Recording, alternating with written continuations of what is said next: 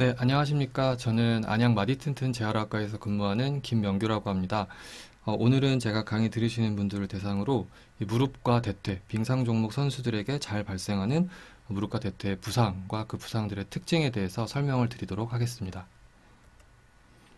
네, 간단한 제 소개입니다. 저는 재활학과 전문이고 현재 스피드스케이팅 국가대표팀의 팀 피지션을 맡고 있습니다.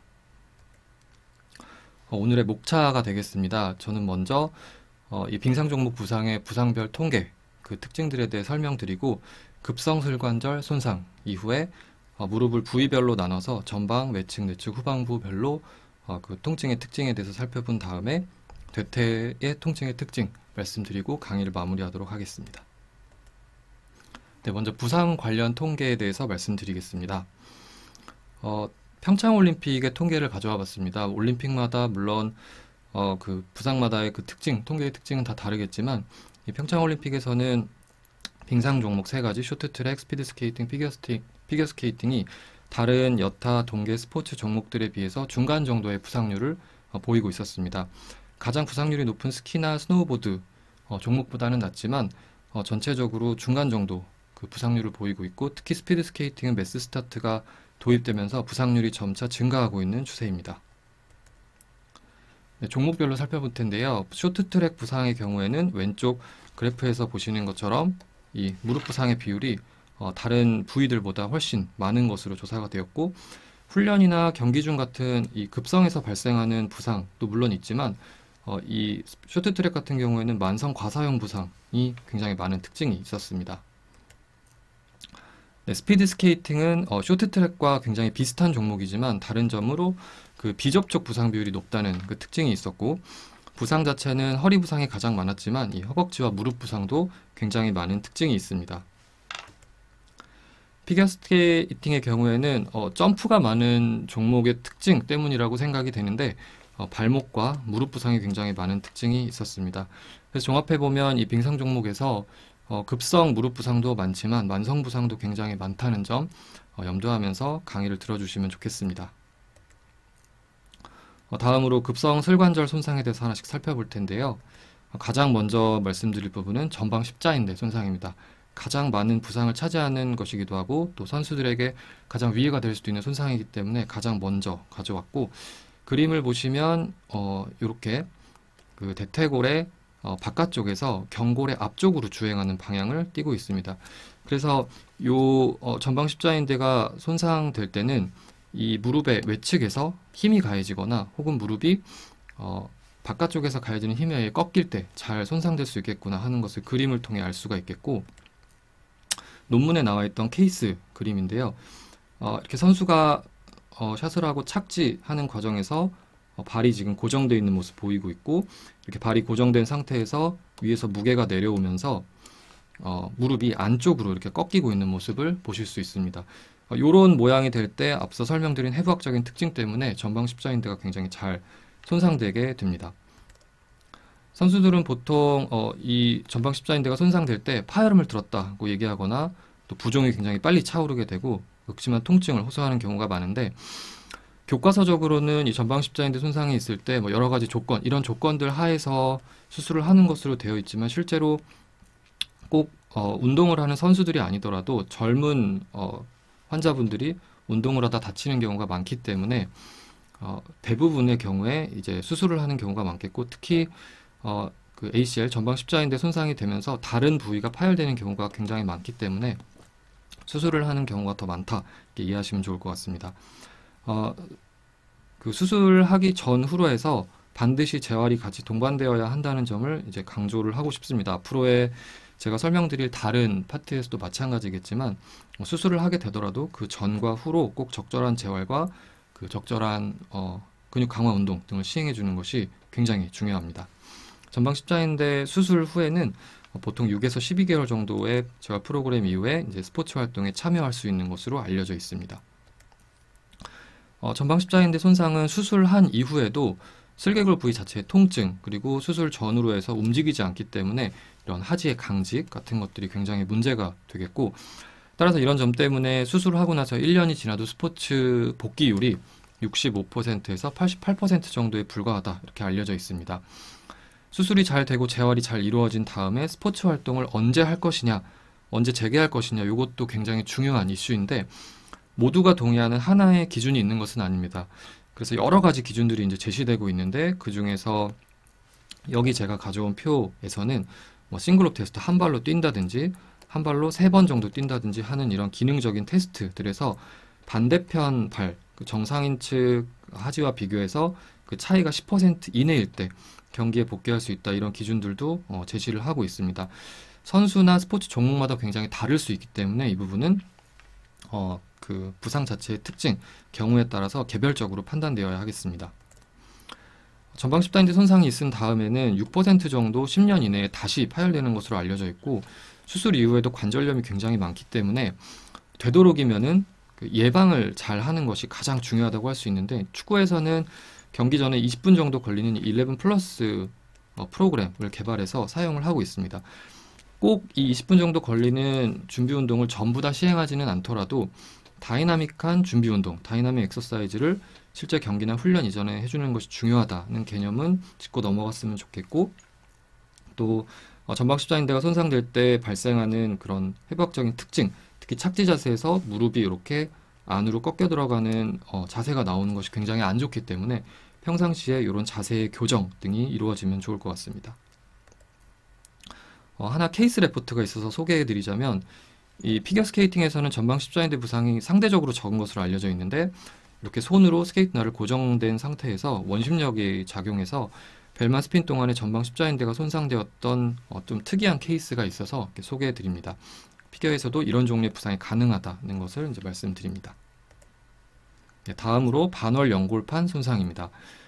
무릎 위쪽에서 아래로 누르는 힘이 회전력과 함께 가해질 때 발생하게 되는데 주로 단독으로 발생하기보다는 앞서 설명드린 전방 십자인대 손상 등이 같이 동반되는 경우가 많겠고 외측보단 내측에 많은 특징이 있고 충격에 의해서 말씀드린 그 기전으로 한 번에 손상되는 경우도 물론 있지만 퇴행성으로 천천히 진행할 수도 있습니다. 발생하게 되면 선수들은, 환자들은 무릎이 잠긴다, 딸깍거린다 이런 말을 하면서 통증이 있어서 이제 병원에 오게 되고, 이 부상 자체가 경미하거나 체중 부하가 가능한 경우라면 비수술적 치료를 해볼 수 있지만 그 외의 경우 다른 전방 십자인대 부상 같은 것들이 동반되어 있을 경우에는 대부분 수술적인 치료를 택하게 됩니다. 관절경화 부분 절제술을 한 이후에는 3에서 5주 정도의 재활 프로그램이 일반적으로 필요하게 되겠고, 외측이 파열된 경우라면은 외측에 있는 그 외측 측부인대라든지 후방 십자인대 같은 것들이 같이 파열되는 경우가 많기 때문에 더 재활 기간을 연장해서 잡아야 합니다. 다음은 내측 측부인대 손상입니다. 내측 측부인대는 경골과 대퇴골의 내측을 연결하는 인대가 되겠는데, 여기서 제가 강조드리고 싶은 것은 이 내측 측부인대 손상은 3도의 완전 파열 손상이더라도 비수술적 치료와 수술적 치료의 그 결과에 있어서 큰 차이가 없다. 그래서 수술적인 치료가 굳이 권장되는 그런 부상은 아니다라는 점을 말씀드리고 싶습니다.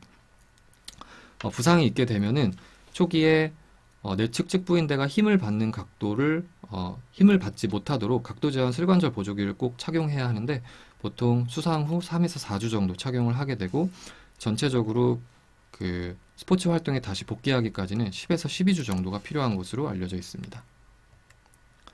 네, 다음으로 후방 십자인대 손상입니다. 오른쪽에 그림을 제가 가져왔는데요. 이렇게 대퇴골에서 그 경골 뒤쪽으로 이어지는 구조를 가지고 있기 때문에 경골이 뒤쪽으로 밀려나는 것을 막는 그 역할을 하게 됩니다. 그렇기 때문에 경골이 앞쪽에서 뒤쪽으로 타격을 받았을 때 주로 잘 손상이 되겠고 환자들은 슬관절의 후방이나 종아리 부위 쪽으로 모호한 통증을 호소하게 됩니다.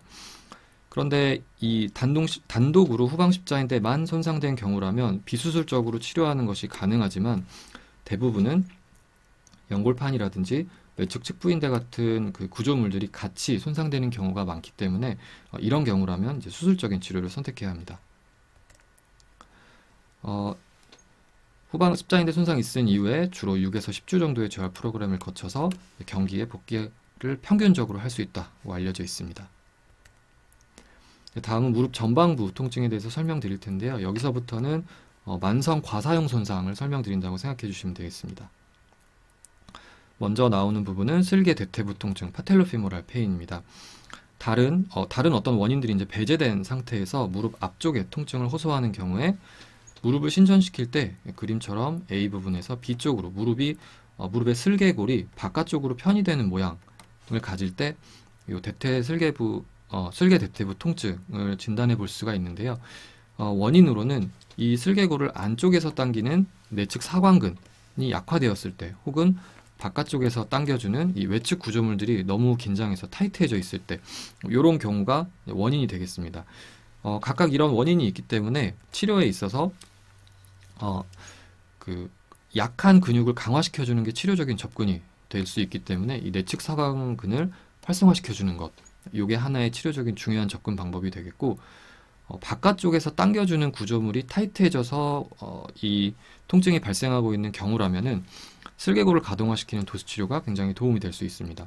또 테이핑을 통해서 바깥쪽으로 빠지려고 하는 슬개골을 안쪽으로 활주시켜주는 이런 방향으로 테이핑을 하는 것도 도움이 될 수 있겠고, 보조기도 많이 이제 문의를 주시는 분들이 많은데, 일반적으로 이런 슬개 대퇴부 통증에서 슬개골 안정화 보조기를 하는 것은 크게 효과는 없는 것으로 알려져 있습니다. 다음은 슬개 건병증입니다. 슬개골에서 이어져서 내려오는 아래쪽에 붙어있는 슬개건, 이 부착부에 통증이 있는 경우가 되겠는데, 주로 눌러서 촉진했을 때 아픈 것보다도 내리막 스쿼트 같은 이 통증을 유발하는 자세로 진단을 하는 것이 더 유용하다고 알려져 있습니다. 병원에 오시게 되면은 이제 코르티코스테로이드 이온 도입 치료나 혹은 체위충격파 치료 같은 것들을 할 수 있게 되고, 선수나 환자의 입장이라면은 평상시 장기적으로 이 슬개건에 연결되어 있는, 위쪽으로 쭉 연결되어 있는 이 대퇴사두근에 대한 강화 훈련, 이것이 굉장히 중요한 예방 방법이자 치료 방법이 되겠습니다. 네, 다음으로는 무릎 외측 내측 후방부 통증을 보겠습니다. 먼저 외측부 통증 중에 장경인대 마찰 증후군입니다. 보시는 것처럼 대퇴골과 이 경골의 외측에서 이 일리오티비알 밴드라고 표시되어 있는 이 장경인대가 외측부에서 마찰을 일으키기 때문에 발생하는 통증입니다. 제가 알기로 그 스피드 스케이팅이나 쇼트트랙 같은 우리 빙상 종목 선수들도 사이클을 굉장히 많이 훈련 동안에 사용하는 것으로 알려져 있는데, 이 사이클 과사용 손상의 15에서 24% 정도를 차지할 정도로 굉장히 중요한 통증의 원인이 되겠고, 이 일리오티비얼 밴드 장경인대가 많이 마찰을 받을 수 있는 쪽으로의 해부학적인 변화, 해부학적인 특징이 있을 때 더 많이 발생한다고 알려져 있습니다. 그래서 병원에 오시게 되면은 먹는 약을 처방하거나 혹은 스테로이드 주사 같은 것을 하게 되는데, 이제 이런 치료의 역할은 밑에서 이제 말씀드리려고 하는 이런 스트레칭이나 재활 프로그램에 참여할 수 있도록 통증을 줄여주는 정도의 의미가 있다고 이해하시면 되겠고요. 평상시에는 이 오른쪽 그림처럼 장경인대 스트레칭, 장경인대를 많이 스트레칭 해주는 동작이 많이 운동 전후로 필요하겠고, 또 왼쪽 그림처럼 고관절 외전근의 강화 운동을 시켜주는 것이 이 장경인대 마찰 증후군을 이것도 마찬가지로 치료하고 또 예방할 수 있는 좋은 방법이 되겠습니다. 네, 다음은 내측 무릎 통증의 거위발 건병증입니다. 무릎 내측에 그림에서 보시는 것처럼 살토리우스, 그라실리스, 세미텐디노서스, 이 세 근육의 힘줄이 무릎 경골 내측에 부착을 하게 되는데, 이 부위에 통증이 발생하는 경우에 의심해 볼 수 있습니다. 주로 병원에 오시게 되면 냉각 치료나 먹는 약, 엔세이드 같은 먹는 약 등을 보존적으로 이렇게 치료를 진행하게 되고, 선수나 환자분들에게는 원심성 스트레칭이나 근력 강화를 주로 추천하게 됩니다. 네, 후방 무릎 통증에서 베이커 낭종을 의심해 볼 수 있는 경우가 종종 있습니다. 무릎 뒤쪽에서 내측 비복근과 반막양근 사이에 이 활액이 차오르는 이 종괴가 만져지는 경우가 있는데요. 이제 오른쪽 사진은 MRI로 진단된 경우를 보여주고 있고, 여기서 중요한 것은 이 뒤쪽에 있는 이 낭종이 단독으로 존재하는 경우도 물론 있겠지만, 대부분은 무릎 안에 어떤 병변, 예를 들어서 반월 연골판 병변이나 전방 십자인대 손상 혹은 관절염 같은 것들이 동반되어 있고, 이 병변들에서 나오는 삼출물이 뒤로 빠져서 고여있는 경우가 많기 때문에 반드시 그 원인이 되는 무릎 안쪽의 병변을 같이 치료해 주는 것이 꼭 필요하겠습니다. 네, 다음은 대퇴에 대해서 살펴보겠습니다. 먼저 대퇴의 앞쪽 대퇴 사두근 타박상부터 살펴볼 텐데요. 왼쪽 그림은 이제 MRI로 진단된 모습을 보여주고 있고 주로 무릎, 대퇴 앞쪽이 부딪혔을 때 발생하게 됩니다. 오른쪽 위쪽 요 사진처럼 겉으로 보기에는 부어있는 정도로만 보여있는 뭐 이런 경우도 있지만 멍이 들거나 하지 않고 이렇게 보이기도 하지만 실제로 안을 열어보게 되면은 수술장에 가서 봤을 때 이렇게 안쪽 근육이 찢어져 있는 케이스들도 많이 있기 때문에 통증이 있고 타박상이 의심되고 그 정도가 심하다면 반드시 병원에 가보는 것이 필요하겠습니다. 이 대퇴사두근 타박상이 있은 이후에는 초기 치료가 굉장히 중요한데 여기서 폴리스라고 나오는 이 개념이 굉장히 중요하게 되겠습니다. 프로텍션, 옵티멀 로딩, 아이스, 컴프레션, 엘리베이션 이렇게 원칙들을 정해놓고 초기의 관리를 급성기 관리를 해야 하겠는데 그 중에서도 이 옵티멀 로딩 아주 초기이더라도 간단한 부분 체중 부하해서 보행을 한다든지 혹은 간단한 종류의 스트레칭과 정적인 근육 수축 등은 지속해준다 하는 개념이 굉장히 중요하게 되겠고 이 치료를 하는 과정 중에 통증이 너무 증가한다든지 했을 때는 대퇴 구획증후군을 의심해 볼 수 있고 통증이 좀 줄고 있더라도 나중에 이 골화성 근염에 의해서 통증이 반복되는 경우가 있기 때문에 그런 경우라면 또 반드시 병원에서 제대로 된 진단을 받는 것이 필요하겠습니다. 다음은 대퇴사두근 염자가 되겠습니다.